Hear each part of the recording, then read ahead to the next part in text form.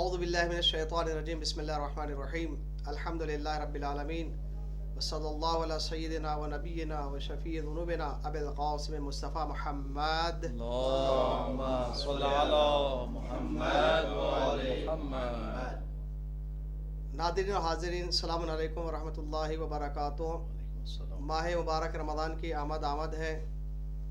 पीशा पीश आप तमाम को इस मुबारक महीने की आमद पर मुबारकबाद पेश करते हुए हर साल की तरह इस साल भी या ज़हरा चैनल की जानिब से आपकी खिदमत में मजहबी प्रोग्राम हर रात नश्र किए जाएंगे। चूँकि इस्तक़बाल माह मुबारक रमज़ान है, लिहाजा आज का हमारा प्रोग्राम जिसका उन्वान है इस्तक़बाल माह मुबारक रमज़ान, चूँकि रमज़ान मुबारक का ताल्लुक़ और रोज़े का ताल्लुक़ सेहत से भी है, तो पहले सेहत है तो उसके बाद रोज़ा वाजिब है।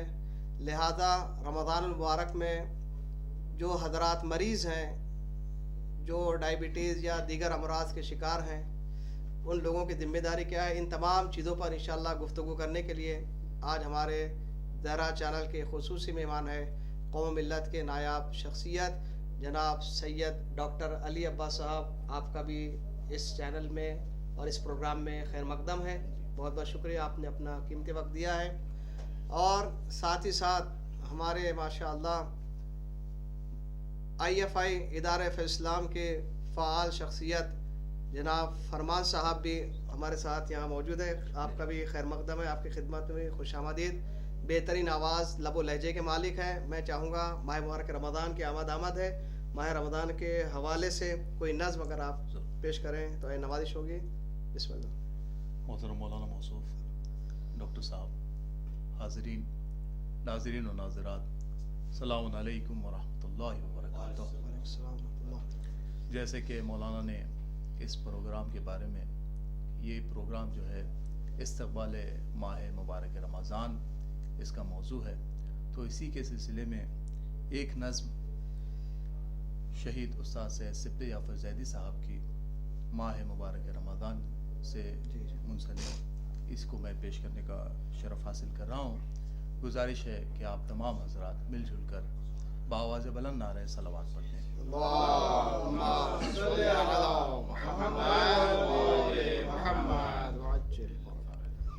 ये रमज़ान है बरकतों का महीना, ये रमज़ान है बख्शिशों का महीना, ये रमज़ान है रहमतों का महीना, ये रमज़ान है बरकतों का महीना।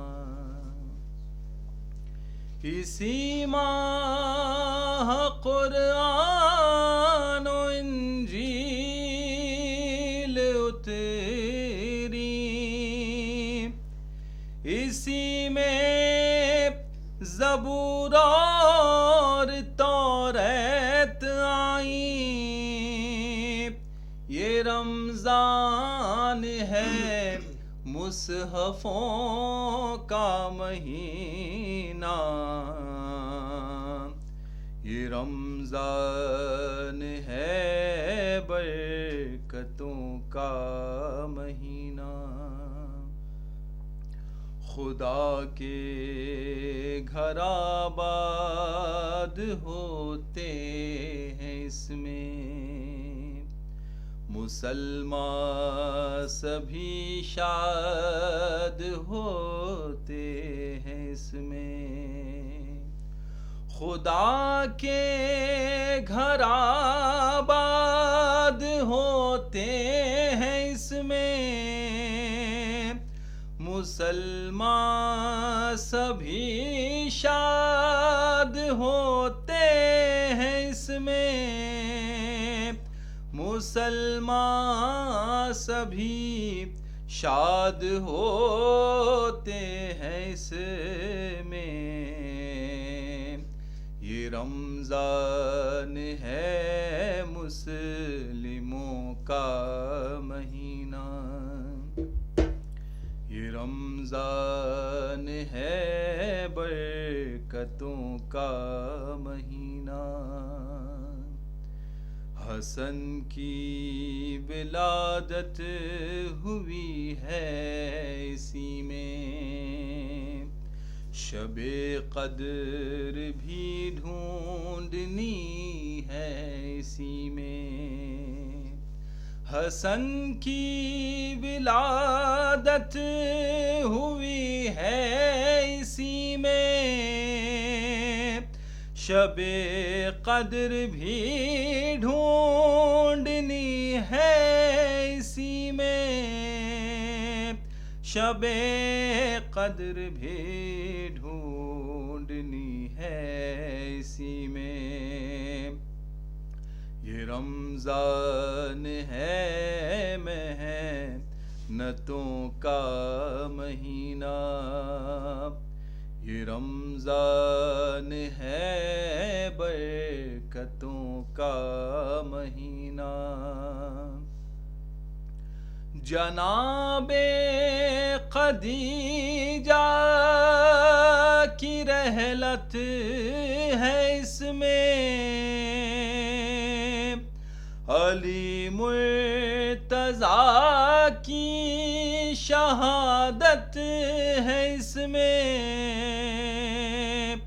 अली मुर्तज़ा की शहादत है इसमें। ये रमज़ान है दो गमों का महीना, ये रमज़ान है दो गमों का महीना। मजालिस महाफिल सबीले नमाज़ें, ये सारी हैं कुरान क़ानी की क़िस्में। मजालिस महाफिल सबीले नमाज़ें, ये सारी हैं कुरान क़ानी की क़िस्में, ये सारी हैं कुरान क़ानी की क़िस्में। ये रमज़ान है बरकतों का महीना, ये रमज़ान है बरकतों का महीना। गुनाह से बचें ईद उनके लिए है, जो रोज़ा रखें ईद उनके लिए है। गुनाह से बचें ईद उनके लिए है, जो रोज़ा रखें ईद उनके लिए है, जो रोज़ा रखें ईद उनके लिए है। ये रमज़ान है उजरतों का महीना, ये रमज़ान है बरकतों का महीना। आवाज़ बुलंद नारे सलवात।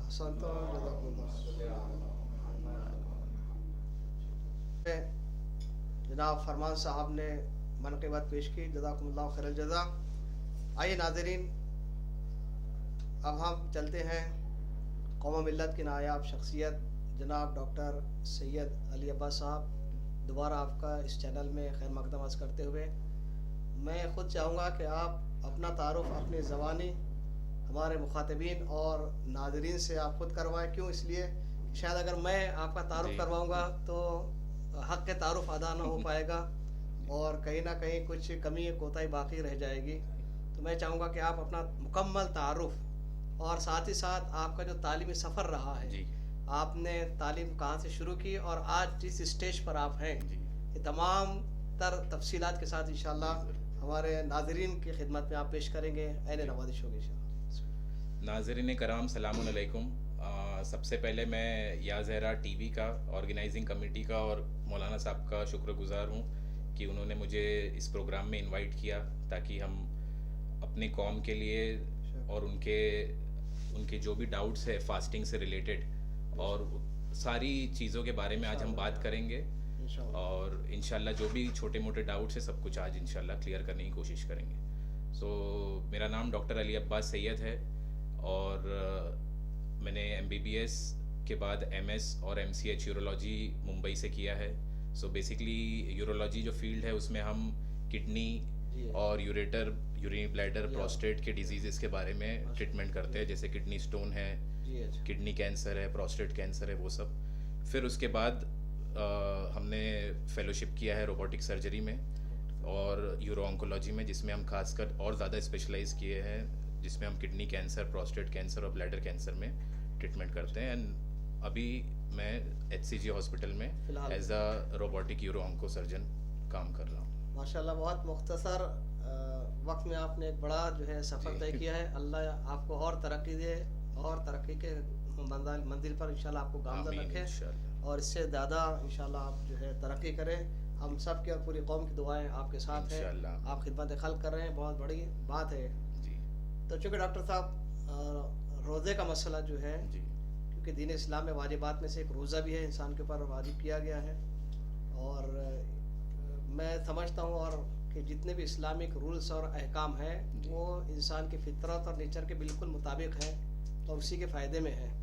कोई भी हुक्म इस्लाम का खिलाफ नेचर या इंसान के कोई नुकसान में, तो रोज़ा जब अल्लाह ने वाजिब किया है तो जहाँ उसके रूहानी और दुनिया दीनी फ़ायदे हैं, उसके ऊपर तो मौलाना माशाअल्लाह उलमा हज़रात हमारे हासिल खेज़ गुफ्तगू करते हैं। दुनिया के साथ दुनियावी से रूहानी फ़वाइद के साथ साथ मादी फ़ायदे भी और ज़ाहिरी फ़ायदे भी हैं रोज़े के इंसान के ऊपर। यानी रोज़ा इंसान के सेहत पर क्या असर छोड़ता है, क्या असर होता है और रोज़े के फ़ायदे जिस्मानी तौर पर क्या है, मैं चाहूँगा आप इसको नाज़रीन के सामने बयान करें। जी, तो रोज़ा मुसलमानों के लिए रसूल अल्लाह के टाइम से वाजिब हो गया था, तो उसके रूहानी तो बहुत फ़ायदे हैं और बेसिकली वही मेन फ़ायदा है, बट उसके अलावा फ़िज़िकली हमारी बॉडी के लिए काफ़ी फ़ायदे हैं जो अब मॉडर्न साइंस और जो मेडिसिन है वो अब उसको पहचान रही है। और अब आप देखेंगे कि हर जगह इंटरमिटेंट फास्टिंग के नाम पे हर मज़हब में और बाकी लोग भी, अब सब लोग इंटरमिटेंट फास्टिंग की तरफ रुजू कर रहे हैं कि उससे कितने उसके फ़ायदे अब सबको पता चल रहे हैं। तो fasting basically head to toe सारे आज़ा, सारे ऑर्गन्स को इफ़ेक्ट करती है और हर चीज़ में उसका बेनिफिट है। तो सबसे पहले ये है कि हम जब फास्टिंग करते हैं तो हमारा जो कैलोरी खाने का जो इंटेक है वो कम होने की वजह से हमारा शुगर कंट्रोल रहता है और हमारा BP थोड़ा लो होता है। आप कम खाएंगे तो आपका जो फैट बर्निंग है वो ज़्यादा हो जाएगा, तो उसकी वजह से आपका कोलेस्ट्रॉल डाउन होगा। अब चूंकि आपका शुगर, कोलेस्ट्रॉल, BP ये फास्टिंग की वजह से सब तीनों चीज़ कंट्रोल में आने की वजह से आपका हार्ट हेल्थ जो है वो इम्प्रूव हो जाता है, क्योंकि एथेरोस्क्लेरोसिस जो हार्ट ब्लॉक है वो बेसिकली आपका जो फैट डिपोजिशन होता है नस में, हार्ट की नसों में, उसकी वजह से होता है। फास्टिंग में कोलेस्ट्रॉल और वो सब कम होने की वजह से एथेरोस्क्लेरोसिस का रिस्क कम हो जाता है। फिर डायबिटीज़ और BP कंट्रोल होने की वजह से आपकी किडनी इंप्रूव हो जाती है, क्योंकि किडनी जिनकी ख़राब होती है वो बेसिकली जी लाइफ लॉन्ग, जिसको डायबिटीज़ या BP कंट्रोल नहीं, उसकी किडनी ख़राब हो जाती है। अब आप 1 महीना फास्ट करेंगे, आपकी शुगर और BP जब कंट्रोल में रहेगी तो ऑटोमेटिकली आपकी किडनी में इम्प्रूवमेंट आएगा। बेसिकली आपका जो प्रोटीन जो ज़्यादा निकलने लगता है डायबिटिक पेशेंट में, वो प्रोटीन यूरिया उसको कहा जाता है, तो वो आपका फास्टिंग की वजह से, रोज़ा रखने से कंट्रोल में आ जाता है। उसके अलावा ब्रेन हेल्थ भी आपका, जैसे बेसिकली जब आप फास्ट करते हैं तो एक टर्म है ऑक्सीडेटिव स्ट्रेस जो कहा जाता है साइंस के टर्म में, तो वो कम होता है। उसकी वजह से आपके जो न्यूरॉन्स, ब्रेन के जो सेल्स होते हैं वो ग्रो ज़्यादा करते हैं, ज़्यादा इंप्रूव होते हैं, उसकी वजह से आपकी मेमोरी है। और लॉन्ग टर्म सालों साल जब आप फास्ट करेंगे हर साल रमज़ान में, तो आगे चल के आपका डिप्रेशन, पार्किंसन, एल्जाइमर, वो सब डिजीज़ से भी आप बच सकते हैं। तो ये सब चीज़ें नॉर्मल हम शियों को और ख़ासकर मुसलमानों को नहीं पता है, तो हम समझते नहीं सिर्फ रूहानी है, बट फिजिकल बिल्कुल उसके जी, इतने सारे फ़ायदे हैं कि हर चीज़ में, किडनी से लेके शुगर, बीपी, हार्ट के प्रॉब्लम्स, सब कुछ आपके इम्प्रूव हो सकते हैं। बिल्कुल। साथ ही साथ कैंसर रिस्क, यानी कैंसर, मैं ये नहीं कहूँगा कि कैंसर ठीक हो जाएगा, कैंसर रिस्क से आप साथ- कम हो सकता है, क्योंकि बेसिकली कैंसर क्या होता है कि जब कोई एक सेल खराब हो जाता है, वो बॉडी में, जैसे अभी गाड़ी में अगर कुछ पार्ट खराब हो गया तो आपको उसको रिप्लेस करना है, तो बॉडी में अगर कोई पार्ट खराब होता है, कोई सेल खराब होता है, तो बॉडी का काम है कि उसको ख़त्म कर देना। तब आप फास्ट करते हैं तो उनको वो कैंसर सेल को न्यूट्रिशन नहीं मिलता है, यानी जो खराब सेल है उसको न्यूट्रिशन नहीं मिलता है, तो वो ख़त्म हो जाता है, तो उसकी वजह से वो ज़्यादा मल्टीप्लाई होकर कैंसर नहीं बन पाता है। तो जो अगर छोटी ही स्टेज में जो डैमेज सेल है वो अगर ख़त्म हो जाएगा तो वो आगे चल के कैंसर बनने के चांसेस कम हो जाते हैं। तो हेड टू टो बहुत सारे उसके फ़ायदे हैं, और इंशाल्लाह जिस हिसाब से हमारे ऊपर कंपलसरी किया गया और आज मॉडर्न साइंस और सब लोग उसको, उसके फ़ायदे को पहचान रहे हैं, तो अब आप हर जगह देख ही सकते बिल्कुल हैं। माशाल्लाह, बिल्कुल सही फरमाया डॉक्टर साहब ने। और रसूलुल्लाह की खुद हदीस है कि सुमु तस्सेहु, रोज़ा रखो ताकि सेहतमंद रहो। जी। तो जो बेनिफिट और फ़वाइद डॉक्टर साहब ने बताया, बिल्कुल सर से लेकर पैर तक तमाम अज़ा के ऊपर जो है इसके असरात मुतरत्तिब होते हैं। और कई, जैसा कि डॉक्टर साहब ने इशारा किया, कई जिस्मानी अमराज से जो है इंसान महफूज रह सकता है रोज़े की वजह से।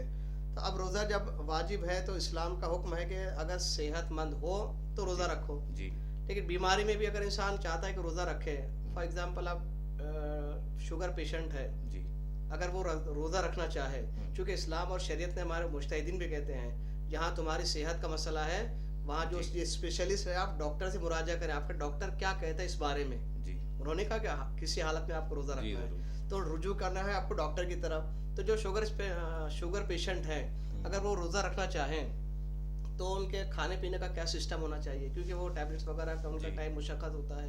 जी। तो सहरी में क्या चीज़ें खाएं, उनके जो दवाई लेने का जो टाइम टेबल है वो कैसे एडजस्ट करें, उसके बारे में अगर थोड़ी सी आप तफसील अगर बता दें तो पेशेंट्स के लिए मेरे ख्याल से रहनुमाई होगी। तो बेसिकली अभी अगर कोई डायबिटिक पेशेंट, जिस हिसाब से हर इंसान अलग है, वैसे हर डायबिटीज़ का मर्ज़ भी अलग हर अलग आदमी में से अलग है। बेशक, कुछ में इनिशियल स्टेजेस में है कि वो सिर्फ एक गोली से उसका ठीक हो जा रहा है, कुछ इंसुलिन डिपेंडेंट हो गया है कि उनको इंसुलिन लेना पड़ रहा है। तो अगर आप इंसुलिन डिपेंडेंट है तो आपको रोज़ा नहीं रखना चाहिए, क्योंकि बेसिकली आपका डायबिटीज़ काफ़ी सीवियर है।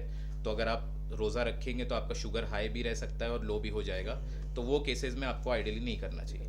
इनिशियल स्टेज में अगर डायबिटीज़ है कि 1-2 गोली से आपका कंट्रोल हो जा रहा है और आप चाह रहे हैं कि रोज़ा रखना है, तो आपको रमज़ान में से ही नहीं स्टार्ट करना है, आपको रमज़ान से 10-15 दिन पहले से ही आपको देखना है कि अगर आप फास्ट, यानी थोड़े टाइम जब भूखे रह रहे हैं, तो आपका शुगर किस हिसाब से कंट्रोल रह रहा है। उसके अलावा आपको अपने जो प्राइमरी डॉक्टर है उनसे मिल के उनको बताना है कि मुझे रोज़ा रखना है, तो जो आपकी जो गोली टैबलेट्स है डायबिटीज़ की, जी, जी। उसकी जो पावर है वो उनको थोड़ा कम कर देंगे, ताकि डायबिटीज़ की जब वो सब गोलियां आप लेंगे तो अचानक से आपकी शुगर बहुत लो नहीं हो जाएगी। और उसके अलावा जो इनिशियल स्टेजेस के पेशेंट्स हैं वो आराम से जो 1-2 गोली में वो रख सकते हैं रोज़ा, बट यही है कि आपको शुरुआत में रमज़ान के 15-20 दिन पहले से ही चालू कर देना है, ताकि, क्योंकि इंसुलिन के पेशेंट अगर रखना चालू कर देंगे, उनकी शुगर अगर वो इंसुलिन ले लिए तो बहुत डाउन हो जाएगी, और शुगर डाउन होने से आदमी की डेथ भी हो सकती है, क्योंकि उसको चक्कर आ गया, कहीं रास्ते में वो गिर गया। तो वो पेशेंट्स को आइडियली नहीं रखना चाहिए, लेकिन जो इनिशियल स्टेजेस में वो रख सकते हैं, बट जो आपके प्राइमरी डॉक्टर है उनसे आपको मिलना है और आपके टैबलेट्स के जो पावर है उसको थोड़ा कम करा देना है। जी, जी।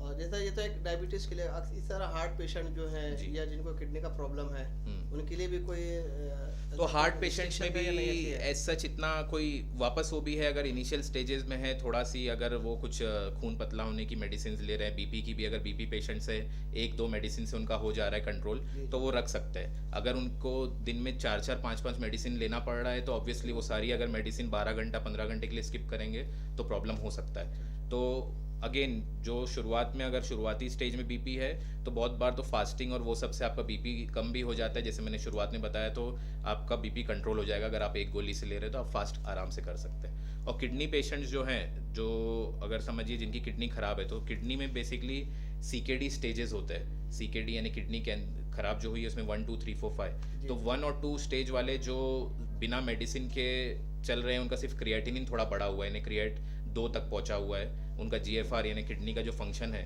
वो थोड़ा कम हुआ है, तो वो भी आराम से रोज़ा रख सकते हैं। लेकिन 3, 4, 5 स्टेज वाले, जो 5 स्टेज बेसिकली जो डायलिसिस पे है, उसके पहले जो जिनको पैर में सूजन आने लगी है, अगर वो जिनका पानी का रिक्वायरमेंट और बहुत सारी मेडिसिन उनको फॉलो करना है बराबर, तो वो आइडियली उनको रोज़ा नहीं रखना चाहिए। तो CKD 1 और 2 स्टेज वाले पेशेंट जिनका क्रिएट 2 तक है और जो मैक्सिमम 1-2 गोली से कंट्रोल हो गया है और ज़्यादा सिम्टम्स नहीं है, तो वो रख सकते हैं रोज़ा।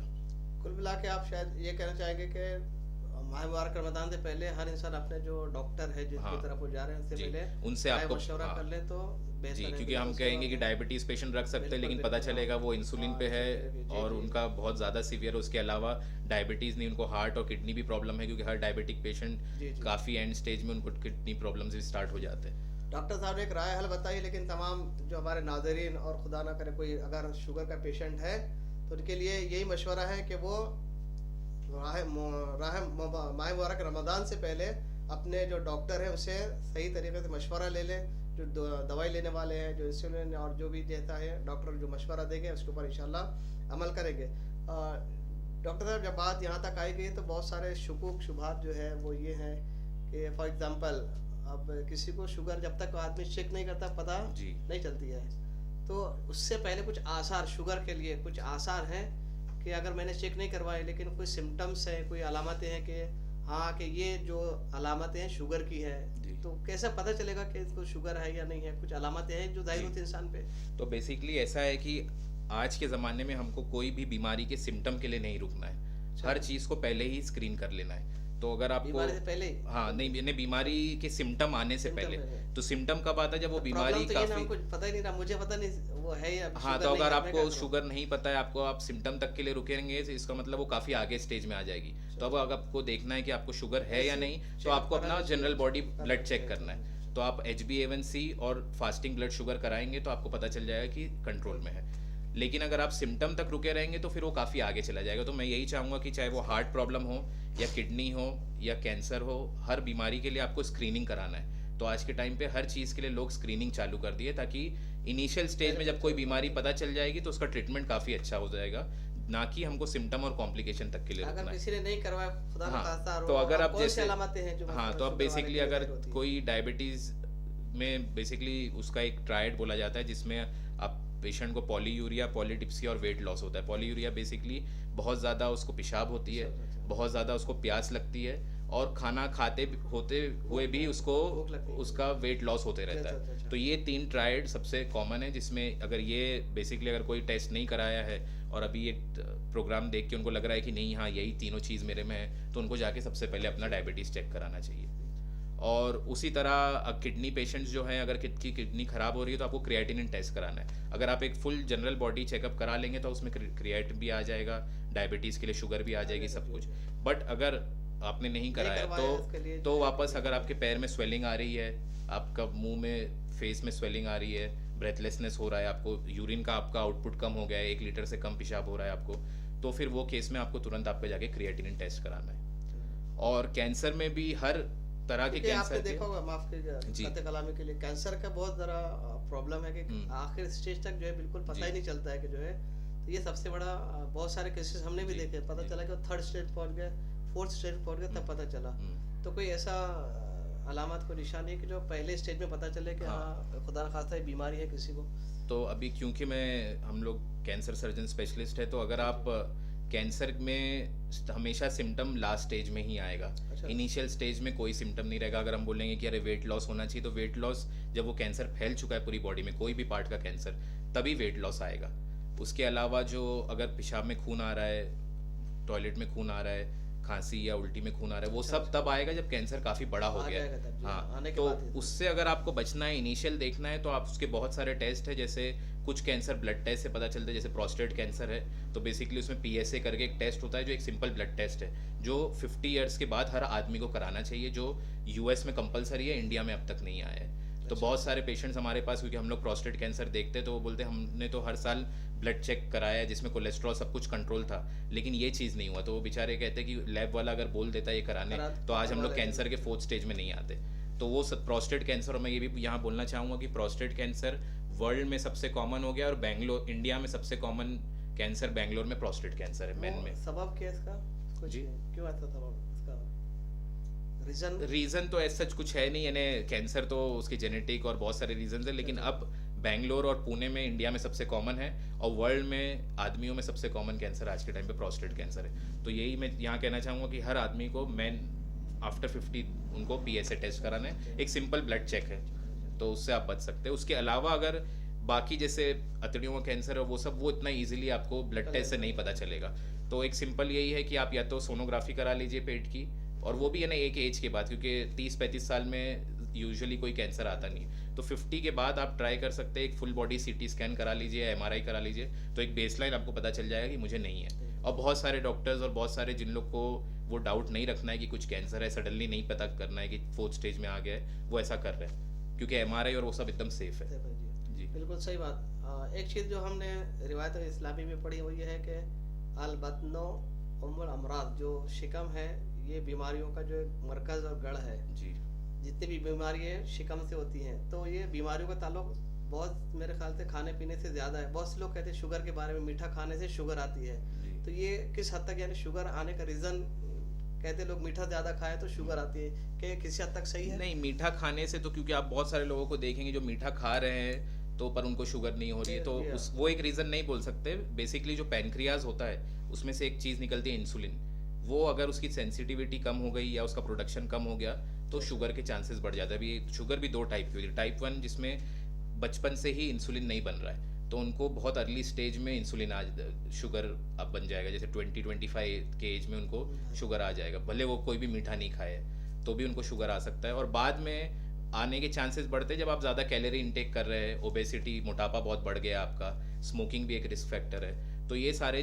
फैक्टर्स जब साथ में मिलते हैं तो बेसिकली शुगर के चांसेस है। तो ऑब्वियसली हमको अपना कैलोरी इंटेक कम रखना है, खाना कम खाना है, इसलिए फास्टिंग से भी शुगर के जो शुगर खत्म नहीं हो जाएगी, इनिशियल स्टेजेस में ठीक हो सकती है और होने के चांसेस कम हो सकते हैं। मेरे ख्याल शुगर तो लिए कहते हैं जब आ गए तो फिर जाने वाली जी कम हो सकती है। हाँ, ज़्यादा वो एक ऐसी चीज़ है जो हमेशा आपके साथ रहेगी। इनिशियल स्टेज में आप कर सकते हैं, ऐसा नहीं बोलेंगे कि इनिशियल में भी नहीं, शुरुआत में एक आध गोली से है तो आप अपनी डाइट चेंज करके इम्प्रूव कर सकते हैं। और दूसरी बात रहा स्टोन, मेरे ख्याल से किडनी में स्टोन ये आजकल बहुत आम हो गया है। जी जी जी तो इसके लिए भी अलग अलग चीज़ें हैं, तो ये स्टोन किस बनता है, किस तरह जो है, क्या अब किन चीज़ों को अवॉइड करना चाहिए हमें ताकि ये स्टोन हमारे किडनी में ना बने? बहुत सारी तो बेसिकली किडनी स्टोन अभी बहुत सारे टाइप्स के रहते हैं। कैल्शियम ऑक्सलेट सबसे कॉमन है, यूरिक एसिड है, फॉस्फेट है, इन्फेक्शन से भी स्टोन आ सकता है। तो अगर फूड जो अवॉइड करना है वो बेसिकली हमारे बीट रूट है, पालक है, जो हमारे नट्स है, बादाम पिस्ता, वो सब,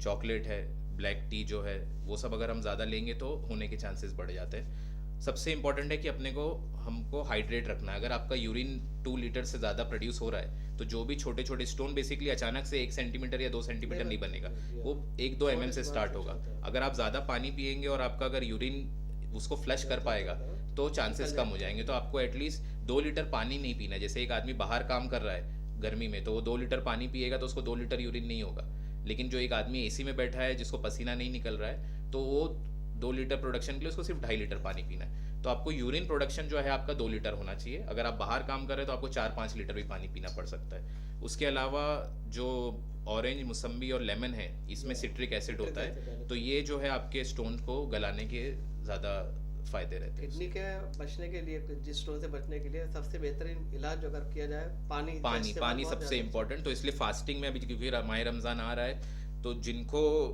पहले रोज़ा रखने पे स्टोन हो चुका है या 2-3 बार स्टोन होने की वजह से सर्जरीज हो गई है तो वो अवॉइड कर सकते हैं रोज़ा रखना। लेकिन जिसको 1-2 छोटे मोटे स्टोन बहुत छोटे हुए हैं या अभी उनके पास रिपोर्ट में आए हैं 5-6 mm के, तो वो ये कर सकते हैं कि सहरी में 4 गिलास पानी पी ले और उसके बाद इफ्तार के बाद 8 गिलास पानी पी ले। तो 10 से 12 गिलास पानी में उनको अराउंड 2 से 2.5 लीटर पानी उनका इंटेक रखना चाहिए, क्योंकि बीच में रोज़े के दौरान वो पानी नहीं पिएंगे, तो पानी का इंटेक उनका ज़्यादा रहना चाहिए। इनके लिए कोई खाने पीने का रिस्ट्रिक्शन है? खाने में वही है जैसे जिस तरह मैंने बताया कि जो फूड बढ़ा सकते हैं, हाँ, तो उनको वही पानी ज़्यादा रखना है, ऑरेंज, मौसम्बी और लेमन ले सकते हैं। उसके अलावा यूरिक एसिड के जो स्टोन बनते हैं वो बेसिकली ज़्यादा रेड मीट और नॉनवेज आइटम खाने से होते हैं, तो वो सब भी अवॉइड करना है। और बहुत ज़्यादा सॉल्ट, फ्राइड आइटम में जिसमें सॉल्ट होता है, तो सॉल्ट अगर आप ज़्यादा लेंगे तो कैल्शियम स्टोन्स बनने के चांस बढ़ जाते हैं। तो सॉल्ट है, कोला है, ये सब चीज़ हमको अवॉइड करना है। जो हम यूजुअली सहरी के बाद जब इफ्तारी करते हैं तो यही सब चीज़ ज़्यादा खाते हैं, तो फ्राई आइटम्स हमको अवॉइड करना है, क्योंकि तो सब फ्राई आइटम्स अवॉइड करना है, क्योंकि आज के टाइम पे फास्टिंग तो हम करते हैं लेकिन इफ्तार में फीस्टिंग हो जाती है, यानी हम लोग एकदम वहाँ पे दावत, ऐसा लगता है कि बस आज ही खाना मिलने वाला है, उसके बाद नहीं मिलने वाला है। तो फ्राई आइटम्स हमको अवॉइड करना है, यूजुअली वेजिटेबल्स और फ्रूट ज़्यादा खाना है, क्योंकि वेजिटेबल फ्रूट से एक तो आपका हार्ट भी हेल्थ ठीक रहेगा और आपको बाकी बीमारियां भी नहीं रहेगी, क्योंकि बेसिकली फास्ट और रमज़ान में रोज़े रखने से हम क्या कर रहे हैं, रूहानी और अपने फिजिकली इंप्रूवमेंट के लिए कर रहे हैं। लेकिन आप जब इफ्तार में पूरा समोसा और वो सब खा लेंगे तो उसका कोई यूज़ नहीं रहेगा, पूरा दिन भूखे रहने का कोई मतलब नहीं है। बिल्कुल, बहुत सही बात। आखिरी सवाल और आपके जहमत को माशाल्लाह अच्छा इस्तेफादा किया है।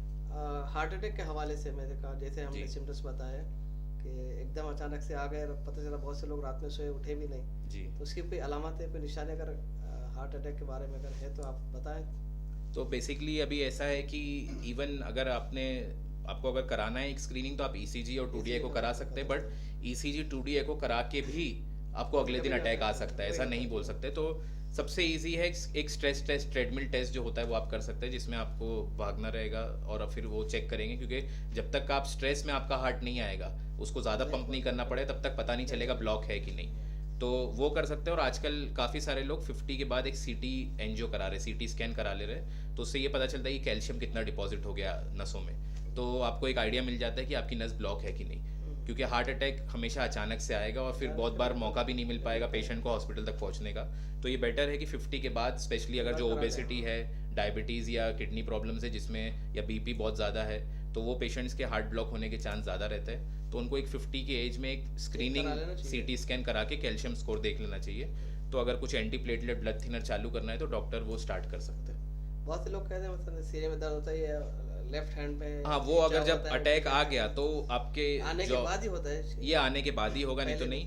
या फिर एक वो रहता है कि आप नॉर्मल बैठे हैं तो नहीं होगा, लेकिन अगर समझो आप भाग रहे हैं और फिर आपको हमेशा ऐसा लग रहा है कि नहीं, भागने पे या कुछ स्ट्रेस पे थोड़ा थोड़ा हल्का दर्द होता है और फिर बैठने पे वो ठीक हो जाता है, इसका मतलब वो एक शुरुआत की अलामत है। और जब बहुत ज़्यादा स्ट्रेस या बैठे बैठे अचानक से फेस में आपको पेन हो रहा है, चेस्ट और लेग में पेन, चेस्ट और लेफ्ट हाथ में पेन हो रहा है, तो आपको इमीडिएटली तुरंत एसिडिटी, बहुत सारे लोग बोलते हैं नहीं एसिडिटी हो गई और वो डिले कर देते हैं, तो अगर हाथ से लेके चेस्ट में और फेस में पेन हो रहा है तो आपको तुरंत जाके डॉक्टर को दिखाना है। बाद में भले टेस्ट के बाद एसिडिटी आ जाए चलेगा, लेकिन आपको डिले नहीं करना, क्योंकि हार्ट अटैक में मेन टाइमिंग है, शुरुआत के 6 घंटे में अगर आप पहुंच के ट्रीटमेंट करा लेंगे तो चांसेस आपके सर्वाइवल के बढ़ जाते हैं। आसान, तुम जज़ाकुमुल्लाह खैरल जज़ा, काफ़ी अच्छी मालूमात बहाम पहुँचाई है डॉक्टर साहब ने, जज़ाकुमुल्लाह खैर, अल्लाह आपको जज़ाए खैर दे इंशाल्लाह। लेकिन मैं आखिरी बात जो डॉक्टर साहब ने जिस चीज़ की तरफ ताकीद की वो यही है कि 50+ के जो भी अफराद हैं, बेहतर है कि अपनी सेहत और सलामती के लिए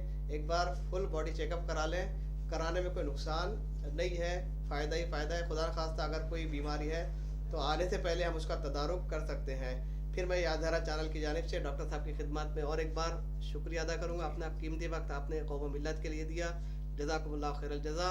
अस्सलामु अलैकुम वरहमतुल्लाहि वबरकातुहू। पेट कैंसर है वो सब। फिर उसके बाद हमने फेलोशिप किया है रोबोटिक सर्जरी में और यूरो ऑन्कोलॉजी में, जिसमें हम खासकर और ज़्यादा स्पेशलाइज किए हैं, जिसमें हम किडनी कैंसर, प्रोस्टेट कैंसर और ब्लैडर कैंसर में ट्रीटमेंट करते हैं। एंड अभी मैं HCG हॉस्पिटल में as a robotic uro onco surgeon काम कर रहा हूँ। माशाल्लाह, बहुत मुख्तसर वक्त में आपने एक बड़ा जो है सफ़र तय किया है। अल्लाह आपको और तरक्की दे और तरक्की के मंजिल पर इंशाल्लाह आपको गामज़द रखे और इससे ज़्यादा इंशाल्लाह आप जो है तरक्की करें। हम सब के और पूरी कौम की दुआएं आपके साथ हैं। आप खिदमत खल्क़ कर रहे हैं, बहुत बड़ी बात है जी। तो चूँकि डॉक्टर साहब रोज़े का मसला जो है जी, क्योंकि दीन इस्लाम में वाजिबात में से एक रोज़ा भी है, इंसान के ऊपर वाजिब किया गया है। और मैं समझता हूँ और कि जितने भी इस्लामिक रूल्स और अहकाम हैं वो इंसान की फितरत और नेचर के बिल्कुल मुताबिक है और उसी के फ़ायदे में है। कोई भी हुक्म इस्लाम का खिलाफ नेचर या इंसान के कोई नुकसान में, तो रोज़ा जब अल्लाह ने वाजिब किया है तो जहाँ उसके रूहानी और दुनिया दीनी फ़ायदे हैं उसके ऊपर तो मौलाना माशाअल्लाह उलमाए हजरात हमारे हासिल खेज़ गुफ्तगू करते हैं। दुनिया के साथ दुनियावी से रूहानी फ़वाइद के साथ साथ मादी फ़ायदे भी और ज़ाहिरी फ़ायदे भी हैं रोज़े के इंसान के ऊपर। यानी रोज़ा इंसान की सेहत पर क्या असर छोड़ता है और क्या असर होता है और रोज़े के फ़ायदे जिस्मानी तौर पर क्या है, मैं चाहूँगा आप इसको नाज़रीन के सामने बयान करें जी।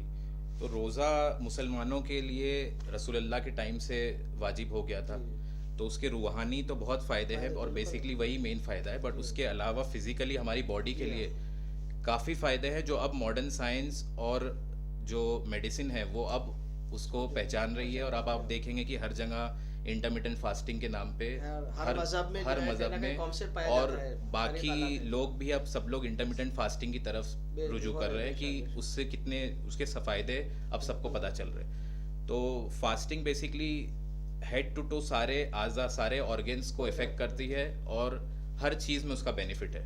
तो सबसे पहले ये है कि हम जब फास्टिंग करते हैं तो हमारा जो कैलोरी खाने का जो इनटेक है वो कम होने की वजह से हमारा शुगर कंट्रोल रहता है और हमारा बीपी थोड़ा लो होता है। आप कम खाएंगे तो आपका जो फैट बर्निंग है वो ज़्यादा हो जाएगा, तो उसकी वजह से आपका कोलेस्ट्रॉल डाउन होगा। अब चूंकि आपका शुगर, कोलेस्ट्रॉल, बीपी ये फास्टिंग की वजह से सब तीनों चीज़ कंट्रोल में आने की वजह से आपका हार्ट हेल्थ जो है वो इम्प्रूव हो जाता है। क्योंकि एथेरोस्क्लेरोसिस जो हार्ट ब्लॉक है वो बेसिकली आपका जो फैट डिपोजिशन होता है नस में, हार्ट की नसों में, उसकी वजह से होता है। फास्टिंग में कोलेस्ट्रॉल और वो सब कम होने की वजह से एथेरोस्क्लेरोसिस का रिस्क कम हो जाता है। फिर डायबिटीज़ और बीपी कंट्रोल होने की वजह से आपकी किडनी इंप्रूव हो जाती है। क्योंकि किडनी जिनकी ख़राब होती है वो बेसिकली जी लाइफ लॉन्ग, जिसको डायबिटीज़ या बीपी कंट्रोल नहीं, उसकी किडनी ख़राब हो जाती है। अब आप 1 महीना फास्ट करेंगे, आपकी शुगर और बीपी जब कंट्रोल में रहेगी तो ऑटोमेटिकली आपकी किडनी में इम्प्रूवमेंट आएगा। बेसिकली आपका जो प्रोटीन जो ज़्यादा निकलने लगता है डायबिटिक पेशेंट में, वो प्रोटीन यूरिया उसको कहा जाता है, तो वो आपका फास्टिंग की वजह से, रोज़ा रखने से कंट्रोल में आ जाता है। उसके अलावा ब्रेन हेल्थ भी आपका, जैसे बेसिकली जब आप फास्ट करते हैं तो एक टर्म है ऑक्सीडेटिव स्ट्रेस जो कहा जाता है साइंस के टर्म में, तो वो कम होता है। उसकी वजह से आपके जो न्यूरॉन्स, ब्रेन के जो सेल्स होते हैं वो ग्रो ज़्यादा करते हैं, ज़्यादा इंप्रूव होते हैं। उसकी वजह से आपकी मेमोरी है और लॉन्ग टर्म सालों साल जब आप फास्ट करेंगे हर साल रमज़ान में, तो आगे चल के आपका डिप्रेशन, पार्किंसन, एल्जाइमर, वो सब डिजीज़ से भी आप बच सकते हैं। तो ये सब चीज़ें नॉर्मल हम शियों को और ख़ासकर मुसलमानों को नहीं पता है। तो हम समझते नहीं सिर्फ रूहानी है, बट फिजिकल उसके इतने सारे फ़ायदे हैं कि हर चीज़ में, किडनी से लेके शुगर, बीपी, हार्ट के प्रॉब्लम्स, सब कुछ आपके इंप्रूव हो सकते हैं। साथ ही साथ कैंसर रिस्क, यानी कैंसर, मैं ये नहीं कहूँगा कि कैंसर ठीक हो जाएगा, कैंसर रिस्क से आप कम हो सकता है। क्योंकि बेसिकली कैंसर क्या होता है कि जब कोई एक सेल ख़राब हो जाता है, वो बॉडी में, जैसे अभी गाड़ी में अगर कुछ पार्ट ख़राब हो गया तो आपको उसको रिप्लेस करना है। तो बॉडी में अगर कोई पार्ट ख़राब होता है, कोई सेल ख़राब होता है, तो बॉडी का काम है कि उसको ख़त्म कर देना। तब आप फास्ट करते हैं तो उनको, कैंसर सेल को न्यूट्रिशन नहीं मिलता है, यानी जो खराब सेल है उसको न्यूट्रिशन नहीं मिलता है तो वो खत्म हो जाता है। तो उसकी वजह से वो ज़्यादा मल्टीप्लाई होके कैंसर नहीं बन पाता है। तो जो अगर छोटी ही स्टेज में जो डैमेज सेल है वो अगर ख़त्म हो जाएगा तो वो आगे चल के कैंसर बनने के चांसेस कम हो जाते हैं। तो हेड टू टो बहुत सारे उसके फ़ायदे हैं और इंशाल्लाह जिस हिसाब से हमारे ऊपर कंपलसरी किया गया और आज मॉडर्न साइंस और सब लोग उसको, उसके फ़ायदे को पहचान रहे हैं, तो अब आप हर जगह देख ही सकते हैं। बिल्कुल माशाअल्लाह, बिल्कुल सही फरमाया डॉक्टर साहब ने। और रसूलुल्लाह की खुद हदीस है कि सुमो तस्सेहू, रोज़ा रखो ताकि सेहतमंद रहो। जी। तो जो बेनिफिट और फ़वाइद डॉक्टर साहब ने बताया, बिल्कुल सर से लेकर पैर तक तमाम आज़ा के ऊपर जो है इसके असरात मुतरत्तिब होते हैं। और कई, जैसा कि डॉक्टर साहब ने इशारा किया, कई जिस्मानी अमराज से जो है इंसान महफूज रह सकता है रोज़े की वजह से। तो अब रोज़ा जब वाजिब है तो इस्लाम का हुक्म है कि अगर सेहतमंद हो तो रोज़ा रखो। जी। लेकिन बीमारी में भी अगर इंसान चाहता है कि रोज़ा रखे, फॉर एग्जांपल आप शुगर पेशेंट है जी, अगर वो रोज़ा रखना चाहे, चूँकि इस्लाम और शरीयत ने, हमारे मुज्तहिदीन भी कहते हैं, जहाँ तुम्हारी सेहत का मसला है वहाँ जो स्पेशलिस्ट है आप डॉक्टर से मुराजा करें, आपका डॉक्टर क्या कहता है इस बारे में। जी। उन्होंने कहा कि किसी हालत में आपको रोज़ा रखना है तो रुजू करना है आपको डॉक्टर की तरफ। तो जो शुगर पेशेंट है अगर वो रोज़ा रखना चाहें तो उनके खाने पीने का क्या सिस्टम होना चाहिए, क्योंकि वो टैबलेट्स वगैरह का उनका टाइम मुशक्क़त होता है। तो सहरी में क्या चीज़ें खाएं, उनके जो दवाई लेने का जो टाइम टेबल है वो कैसे एडजस्ट करें, उसके बारे में अगर थोड़ी सी आप तफसील अगर बता दें तो पेशेंट्स के लिए मेरे ख्याल से रहनुमाई होगी। तो बेसिकली अभी अगर कोई डायबिटिक पेशेंट, जिस हिसाब से हर इंसान अलग है, वैसे हर डायबिटीज़ का मरज़ भी हर आदमी में अलग है। कुछ में इनिशियल स्टेजेस में है कि वो सिर्फ एक गोली से उसका ठीक हो जा रहा है, कुछ इंसुलिन डिपेंडेंट हो गया कि उनको इंसुलिन लेना पड़ रहा है। तो अगर आप इंसुलिन डिपेंडेंट है तो आपको रोज़ा नहीं रखना चाहिए, क्योंकि बेसिकली आपका डायबिटीज़ काफ़ी सीवियर है। तो अगर आप रोज़ा रखेंगे तो आपका शुगर हाई भी रह सकता है और लो भी हो जाएगा, तो वो केसेस में आपको आइडियली नहीं करना चाहिए। इनिशियल स्टेज में अगर डायबिटीज़ है कि 1-2 गोली से आपका कंट्रोल हो जा रहा है और आप चाह रहे हैं कि रोज़ा रखना है, तो आपको रमज़ान में से ही नहीं स्टार्ट करना है। आपको रमज़ान से 10-15 दिन पहले से ही आपको देखना है कि अगर आप फास्ट, यानी थोड़े टाइम जब भूखे रह रहे हैं तो आपका शुगर किस हिसाब से कंट्रोल रह रहा है। उसके अलावा आपको अपने जो प्राइमरी डॉक्टर है उनसे मिल के उनको बताना है कि मुझे रोज़ा रखना है, तो जो आपकी जो गोली टैबलेट्स है डायबिटीज़ की, जी, जी। उसकी जो पावर है वो उनको थोड़ा कम कर देंगे, अच्छा। ताकि डायबिटीज़ की जब वो सब गोलियां आप लेंगे तो अचानक से आपकी शुगर बहुत लो नहीं हो जाएगी। और उसके अलावा जो इनिशियल स्टेजेस के पेशेंट्स हैं वो आराम से जो 1-2 गोली में वो रख सकते हैं रोज़ा, बट यही है कि आपको शुरुआत में रमज़ान के 15-20 दिन पहले से ही चालू कर देना है, ताकि क्योंकि इंसुलिन के पेशेंट अगर रखना चालू कर देंगे, उनकी शुगर अगर वो इंसुलिन ले लिए तो बहुत डाउन हो जाएगी, और शुगर डाउन होने से आदमी की डेथ भी हो सकती है, क्योंकि उसको चक्कर आ गया, कहीं रास्ते में वो गिर गया, तो वो पेशेंट्स को आइडियली नहीं रखना चाहिए। लेकिन जो इनिशियल स्टेजेस में वो रख सकते हैं, बट जो आपके प्राइमरी डॉक्टर है उनसे आपको मिलना है और आपके टैबलेट्स के जो पावर है उसको थोड़ा कम करा देना है। जी, जी।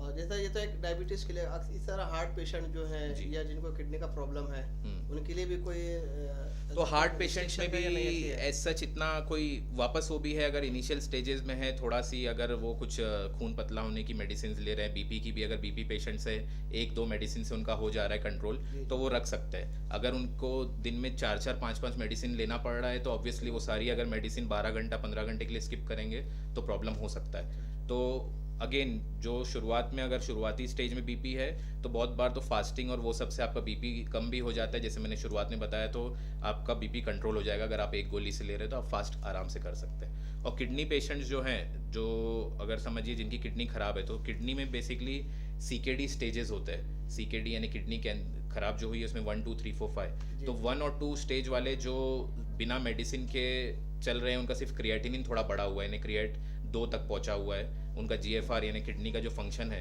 वो थोड़ा कम हुआ है, तो वो भी आराम से रोज़ा रख सकते हैं। लेकिन 3 4 5 स्टेज वाले, जो 5 स्टेज बेसिकली जो डायलिसिस पे है, उसके पहले जो जिनको पैर में सूजन आने लगी है, अगर वो जिनका पानी का रिक्वायरमेंट और बहुत सारी मेडिसिन उनको फॉलो करना है बराबर, तो वो आइडियली उनको रोज़ा नहीं रखना चाहिए। तो सीकेडी 1 और 2 स्टेज वाले पेशेंट जिनका क्रिएट 2 तक है और जो मैक्सिमम 1-2 गोली से कंट्रोल हो गया है और ज़्यादा सिम्टम्स नहीं है, तो वो रख सकते हैं रोज़ा। कुल मिला के आप शायद ये कहना चाहेंगे कि माह मुबारक रमजान से पहले हर इंसान अपने जो डॉक्टर है जिनकी हाँ। तरफ वो जा रहे हैं उनसे जी, मिले, उनसे राय आपको मशवरा हाँ। कर ले तो बेहतर जी, है। क्योंकि बिल्कुल हम उसके कहेंगे कि बाद- डायबिटीज़ पेशेंट रख सकते हैं, बिल्कुल, लेकिन पता बिल्कुल, चलेगा हाँ। वो इंसुलिन पे हाँ, है जी, जी, और जी। उनका बहुत ज़्यादा सीवियर है। उसके अलावा डायबिटीज़ नहीं, उनको हार्ट और किडनी भी प्रॉब्लम है, क्योंकि हर डायबिटिक पेशेंट जी, जी। काफ़ी एंड स्टेज में उनको किडनी प्रॉब्लम्स भी स्टार्ट हो जाते हैं। डॉक्टर साहब ने एक राय हल बताई, लेकिन तमाम जो हमारे नाज़रीन और खुदा ना करे कोई अगर शुगर का पेशेंट है तो उनके लिए यही मशवरा है कि वो माह मुबारक रमज़ान से पहले अपने जो डॉक्टर है उनसे सही तरीके से मशवरा ले लें। जो दवाई लेने वाले हैं, जो इंसुलिन और जो भी देता है डॉक्टर, जो मशवरा देंगे उसके ऊपर इंशाल्लाह अमल करेंगे।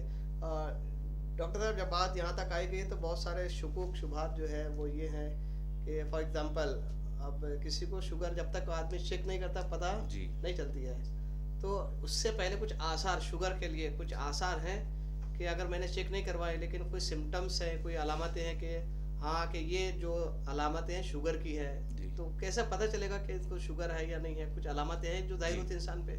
तो बेसिकली ऐसा है कि आज के ज़माने में हमको कोई भी बीमारी के सिम्टम के लिए नहीं रुकना है, हर चीज़ को पहले ही स्क्रीन कर लेना है। तो अगर आपको बीमारी से पहले ही? हाँ नहीं, यानी बीमारी के सिम्टम आने से Symptom पहले, पहले। तो सिम्टम कब आता है जब वो बीमारी प्रॉब्लम तो ये ना, काफ़ी हमको पता ही नहीं रहा, मुझे पता नहीं वो है या हाँ, शुगर तो नहीं अगर है, मैं क्या आपको करूँ? शुगर नहीं पता है, आपको आप सिम्टम तक के लिए रुकेंगे तो इसका मतलब वो काफ़ी आगे स्टेज में आ जाएगी। तो अब अगर आपको देखना है कि आपको शुगर है या नहीं, तो चेकअप आपको अपना कराना चाहिए, जनरल बॉडी करना ब्लड चेक चाहिए। करना है। तो आप HbA1c और फास्टिंग ब्लड शुगर कराएंगे तो आपको पता चल जाएगा कि कंट्रोल में है।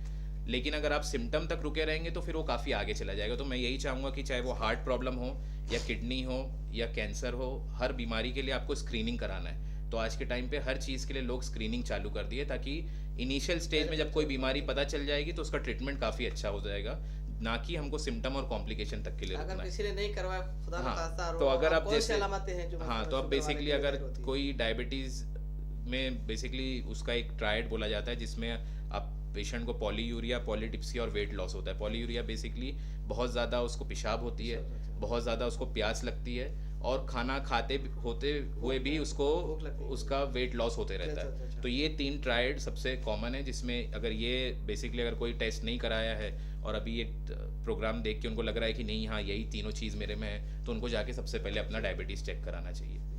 और उसी तरह किडनी पेशेंट्स जो हैं, अगर किडनी ख़राब हो रही है तो आपको क्रिएटिनिन टेस्ट कराना है। अगर आप एक फुल जनरल बॉडी चेकअप करा लेंगे तो उसमें क्रिएटिन भी आ जाएगा, डायबिटीज़ के लिए शुगर भी आ जाएगी, सब कुछ।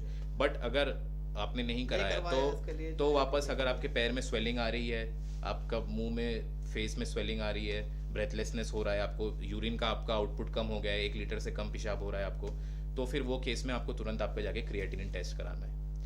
और कैंसर में भी हर तरह के क्योंकि आपने कैंसर देखा होगा, माफ जी। कीजिएगा कते कलामी के लिए, कैंसर का बहुत ज़रा प्रॉब्लम है कि आखिर स्टेज तक जो है बिल्कुल पता ही नहीं चलता है कि जो है, तो ये सबसे बड़ा बहुत सारे केसेस हमने भी जी, देखे, पता जी। चला कि 3rd स्टेज पहुंच गए, 4th स्टेज पहुंच गए, तब पता चला। तो कोई ऐसा अलामत, कोई निशानी कि जो पहले स्टेज में पता चले कि हाँ खुदा न खास्ता ये बीमारी है किसी को? तो अभी क्योंकि हम लोग कैंसर सर्जन स्पेशलिस्ट है, तो अगर आप कैंसर में हमेशा सिम्टम लास्ट स्टेज में ही आएगा, अच्छा। इनिशियल स्टेज में कोई सिम्टम नहीं रहेगा। अगर हम बोलेंगे कि अरे वेट लॉस होना चाहिए, तो वेट लॉस जब वो कैंसर फैल चुका है पूरी बॉडी में, कोई भी पार्ट का कैंसर, तभी वेट लॉस आएगा। उसके अलावा जो अगर पेशाब में खून आ रहा है, टॉयलेट में खून आ रहा है, खांसी या उल्टी में खून आ रहा है, वो सब तब आएगा जब कैंसर काफ़ी बड़ा हो आ गया जाएगा तब, है। जी, हाँ, आने के तो बाद ही। उससे अगर आपको बचना है, इनिशियल देखना है, तो आप उसके बहुत सारे टेस्ट है। जैसे कुछ कैंसर ब्लड टेस्ट से पता चलता है, जैसे प्रोस्टेट कैंसर है तो बेसिकली उसमें PSA करके एक टेस्ट होता है, जो एक सिंपल ब्लड टेस्ट है, जो 50 ईयर्स के बाद हर आदमी को कराना चाहिए, जो US में कंपलसरी है, इंडिया में अब तक नहीं आया है। तो बहुत सारे पेशेंट्स हमारे पास, क्योंकि हम लोग प्रोस्टेट कैंसर देखते हैं, तो वो बोलते हैं हमने तो हर साल ब्लड चेक कराया जिसमें कोलेस्ट्रॉल सब कुछ कंट्रोल था, लेकिन ये चीज़ नहीं हुआ। तो वो बेचारे कहते हैं कि लैब वाला अगर बोल देता है ये कराने, तो आज हम लोग कैंसर के 4th स्टेज में नहीं आते।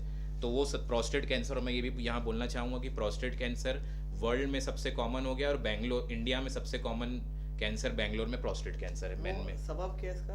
कुछ जी। क्यों ऐसा सबब इसका रीज़न तो ऐसा सच कुछ है नहीं, यानी कैंसर तो उसकी जेनेटिक और बहुत सारे रीजन है, लेकिन अब बैंगलोर और पुणे में इंडिया में सबसे कॉमन है, और वर्ल्ड में आदमियों में सबसे कॉमन कैंसर आज के टाइम पे प्रोस्टेट कैंसर है। तो यही मैं यहाँ कहना चाहूँगा कि हर आदमी को मैन आफ्टर 50 उनको PSA टेस्ट कराना है, एक सिंपल ब्लड चेक है, तो उससे आप बच सकते हैं। उसके अलावा अगर बाकी जैसे अतड़ियों का कैंसर है, वो सब वो इतना ईजिली आपको ब्लड टेस्ट से नहीं पता चलेगा। तो एक सिंपल यही है कि आप या तो सोनोग्राफी करा लीजिए पेट की, और वो भी है ना एक एज के बाद, क्योंकि 30-35 साल में यूजुअली कोई कैंसर आता नहीं, तो 50 के बाद आप ट्राई कर सकते हैं, एक फुल बॉडी CT स्कैन करा लीजिए, MRI करा लीजिए, तो एक बेसलाइन आपको पता चल जाएगा कि मुझे नहीं है। और बहुत सारे डॉक्टर्स और बहुत सारे जिन लोग को वो डाउट नहीं रखना है कि कुछ कैंसर है, सडनली नहीं पता करना है कि 4th स्टेज में आ गया है, वो ऐसा कर रहे हैं, क्योंकि MRI और वो सब एकदम सेफ है। जी। बिल्कुल सही बात। एक चीज़ जो हमने रिवायत इस्लामी में पढ़ी वो ये है कि अल-बत्नो उम्मुल अमराद, जो शिकम है ये बीमारियों का जो एक मरकज़ और गढ़ है। जी। जितनी भी बीमारियाँ शिकम से होती हैं, तो ये बीमारियों का ताल्लुक बहुत मेरे ख्याल से खाने पीने से ज़्यादा है। बहुत से लोग कहते हैं शुगर के बारे में, मीठा खाने से शुगर आती है, तो ये किस हद तक, यानी शुगर आने का रीज़न, कहते लोग मीठा ज़्यादा खाए तो शुगर आती है, कि किसी हद तक सही है? नहीं, मीठा खाने से तो, क्योंकि आप बहुत सारे लोगों को देखेंगे जो मीठा खा रहे हैं तो पर उनको शुगर नहीं हो रही है, तो वो एक रीज़न नहीं बोल सकते। बेसिकली जो पैनक्रियाज होता है उसमें से एक चीज़ निकलती है इंसुलिन, वो अगर उसकी सेंसिटिविटी कम हो गई या उसका प्रोडक्शन कम हो गया तो शुगर के चांसेस बढ़ जाते हैं। अभी शुगर भी 2 टाइप की होती है, टाइप 1 जिसमें बचपन से ही इंसुलिन नहीं बन रहा है, तो उनको बहुत अर्ली स्टेज में इंसुलिन शुगर अब बन जाएगा, जैसे 20-25 के एज में उनको शुगर आ जाएगा, भले वो कोई भी मीठा नहीं खाए तो भी उनको शुगर आ सकता है। और बाद में आने के चांसेस बढ़ते हैं जब आप ज़्यादा कैलोरी इंटेक कर रहे हैं, ओबेसिटी, मोटापा बहुत बढ़ गया आपका, स्मोकिंग भी एक रिस्क फैक्टर है, तो ये सारे फैक्टर्स जब साथ में मिलते हैं तो बेसिकली शुगर के चांसेस है। तो ऑब्वियसली हमको अपना कैलोरी इंटेक कम रखना है, खाना कम खाना है, इसलिए फास्टिंग से भी शुगर खत्म नहीं हो जाएगी, इनिशियल स्टेजेस में ठीक हो सकती है और होने के चांसेस कम हो सकते हैं। मेरे ख्याल शुगर तो लिए कहते हैं जब आ गए तो फिर जाने वाली जी कम हो सकती है। हाँ, वो एक ऐसी चीज़ है जो हमेशा आपके साथ रहेगी। इनिशियल स्टेज में आप कर सकते हैं, ऐसा नहीं बोलेंगे कि इनिशियल में भी नहीं, शुरुआत में एक आध गोली से है तो आप अपनी डाइट चेंज करके इम्प्रूव कर सकते हैं।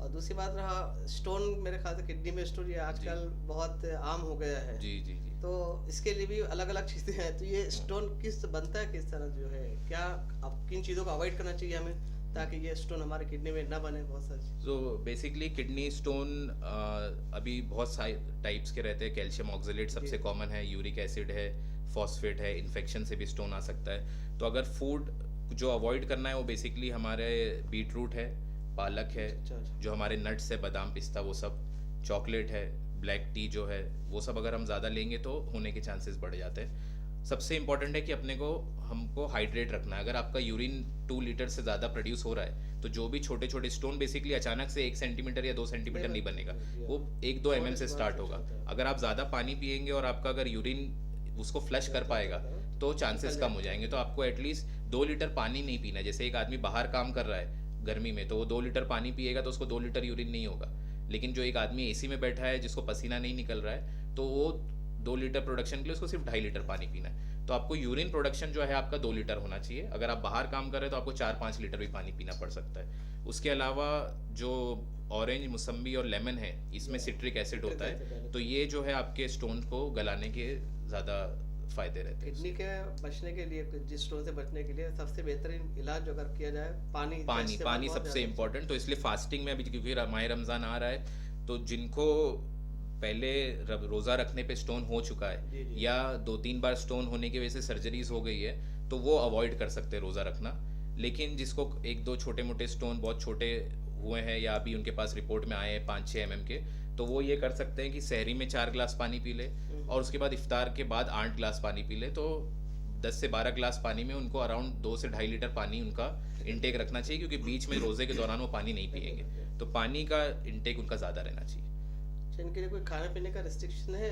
खाने में वही है जैसे जिस तरह मैंने बताया कि जो फूड बढ़ा सकते हैं, हाँ, तो उनको वही पानी ज़्यादा रखना है। ऑरेंज, मौसम्बी और लेमन ले सकते हैं। उसके अलावा यूरिक एसिड के जो स्टोन बनते हैं वो बेसिकली ज़्यादा रेड मीट और नॉनवेज आइटम खाने से होते हैं, तो वो सब भी अवॉइड करना है। और बहुत ज़्यादा सॉल्ट, फ्राइड आइटम में जिसमें सॉल्ट होता है, तो सॉल्ट अगर आप ज़्यादा लेंगे तो कैल्शियम स्टोन्स बनने के चांस बढ़ जाते हैं। तो सॉल्ट है, कोला है, ये सब चीज़ हमको अवॉइड करना है। जो हम यूजुअली सहरी के बाद जब इफ्तारी करते हैं तो यही सब चीज़ ज़्यादा खाते हैं, तो फ्राई आइटम्स हमको अवॉइड करना है, क्योंकि तो इफ्तारी नहीं जी, तो सब फ्राई आइटम्स अवॉइड करना है। क्योंकि आज के टाइम पे फास्टिंग तो हम करते हैं, लेकिन इफ्तार में फीस्टिंग हो जाती है, यानी हम लोग एकदम वहाँ पे दावत, ऐसा लगता है कि बस आज ही खाना मिलने वाला है, उसके बाद नहीं मिलने वाला है।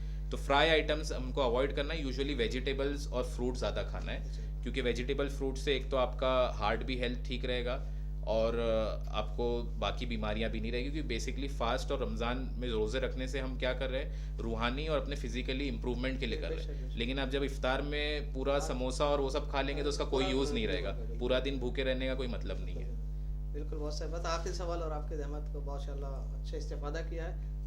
हार्ट अटैक के हवाले से मैंने कहा, जैसे हमने सिम्टम्स बताए कि एकदम अचानक से आ गए, पता चला बहुत से लोग रात में सोए उठे भी नहीं जी, तो उसकी कोई अलामत है, कोई निशानी अगर हार्ट अटैक के बारे में अगर है तो आप बताएं। तो बेसिकली अभी ऐसा है कि इवन अगर आपको अगर कराना है एक स्क्रीनिंग, तो आप ECG और 2D एको करा सकते हैं, बट ECG 2D एको करा के भी आपको अगले दिन अटैक आ सकता है, ऐसा नहीं बोल सकते। तो सबसे इजी है एक स्ट्रेस टेस्ट, ट्रेडमिल टेस्ट जो होता है वो आप कर सकते हैं, जिसमें आपको भागना रहेगा और फिर वो चेक करेंगे। क्योंकि जब तक आप स्ट्रेस में आपका हार्ट नहीं आएगा, उसको ज़्यादा पंप नहीं करना पड़े, तब तक पता नहीं चलेगा ब्लॉक है कि नहीं।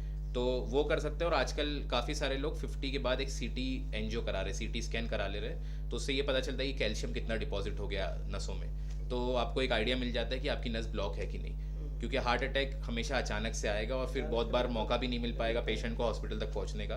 तो ये बेटर है कि 50 के बाद, स्पेशली अगर जो ओबेसिटी है, डायबिटीज़ या किडनी प्रॉब्लम्स है जिसमें, या BP बहुत ज़्यादा है, तो वो पेशेंट्स के हार्ट ब्लॉक होने के चांस ज़्यादा रहते हैं। तो उनको एक 50 की एज में एक स्क्रीनिंग CT स्कैन करा के कैल्शियम स्कोर देख लेना चाहिए। तो अगर कुछ एंटी प्लेटलेट ब्लड थिनर चालू करना है तो डॉक्टर वो स्टार्ट कर सकते हैं। बहुत से लोग कहते हैं मतलब सीने में दर्द होता है लेफ्ट हैंड पे, हाँ, वो अगर जब अटैक आ गया तो आपके आने के बाद ही होता है, ये आने के बाद ही होगा, नहीं तो नहीं। या फिर एक वो रहता है कि आप नॉर्मल बैठे हैं तो नहीं होगा, लेकिन अगर समझो आप भाग रहे हैं और फिर आपको हमेशा ऐसा लग रहा है कि नहीं, भागने पे या कुछ स्ट्रेस पे थोड़ा थोड़ा हल्का दर्द होता है और फिर बैठने पे वो ठीक हो जाता है, इसका मतलब वो एक शुरुआत की अलामत है।